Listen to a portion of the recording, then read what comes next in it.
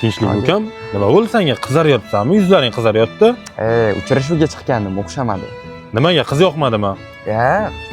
Ko'rishdik.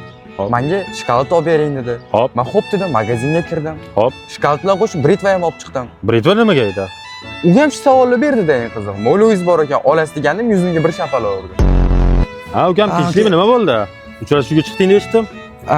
Aka, Begimot tagidan tirik chiqib kelgan odamni eshitganmisiz? Yo'q, yo'q. O'shaman bolam, aka, kecha ustimga yiqilib, qo'rg'an.